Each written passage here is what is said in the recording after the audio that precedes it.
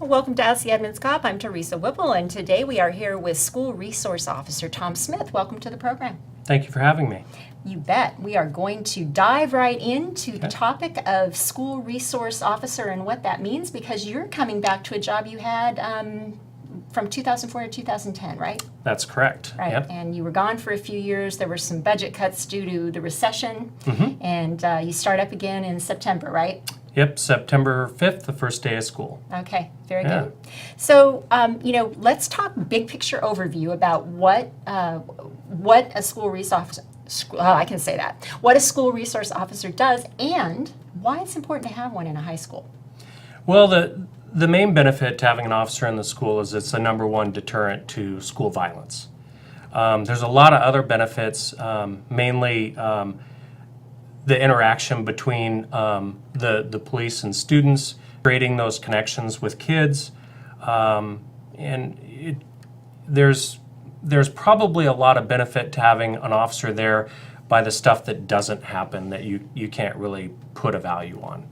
A lot of it is building relationships over time with kids, right? So you're kind of with them during their daily lives, and which raises a question about, I think some parents might think, well, gosh, I'm not sure I want a police officer there with my kids. I mean, what about, privacy and all that? But you told me that's not really what you're there for. Right. The reason I'm there is certainly not to get people into trouble. School violations, school rule violations are still handled by the school, and even a lot of the low-level criminal stuff would be referred to the school. If there's some sort of crime, like an assault or something like that requires a police report, then certainly I'm there, and I'll take that report and follow the policies of the police department. Okay.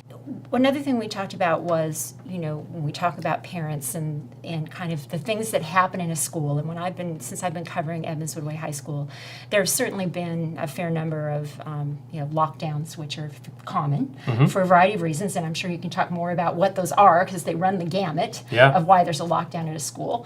But there's also some things that play related to rumors that spread and social media now with all of the things that go on. Could you talk a little bit about, if you were addressing a parent, what would you want them to know about kind of what happens in a lockdown situation, why that might be, and what should they be thinking about? Well, most lockdowns occur because there's some sort of police activity occurring outside the school, and it's done as simply as a precaution. When there is a lockdown, I would say that before they make a judgment about what happened, they listen to the reason for the lockdown, which is going to be given officially either by the school district or the police department.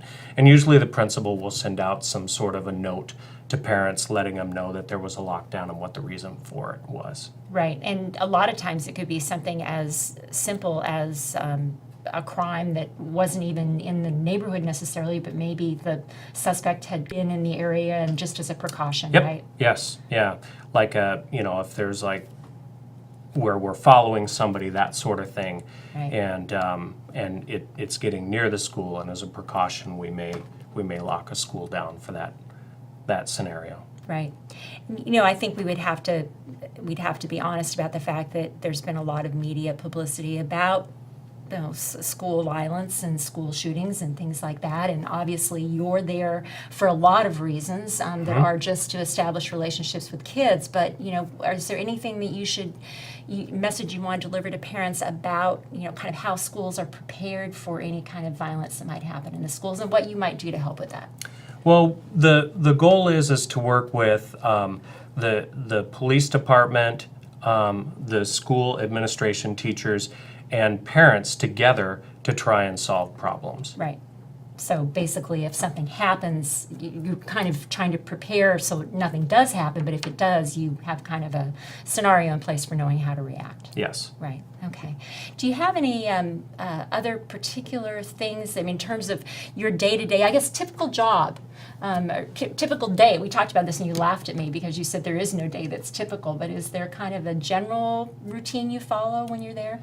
Yeah, I like to get there in the morning before the students come in, and I like to be in different places to greet the students, so I'm not always in the same place at the same time.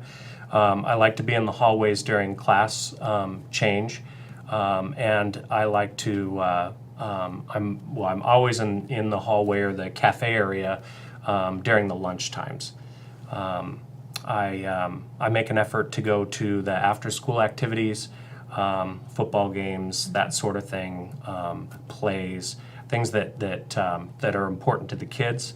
I like to show up at those and get a feel for what they're doing and what's going on in their lives. Right, okay. Anything else that, the messages you'd like to leave with people about, the school year or what you're going to be up to while you're there?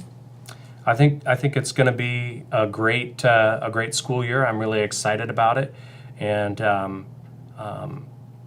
I think that it's good that we've got police back in the schools. I know that Montlick Terrace High School is going to be having a police officer.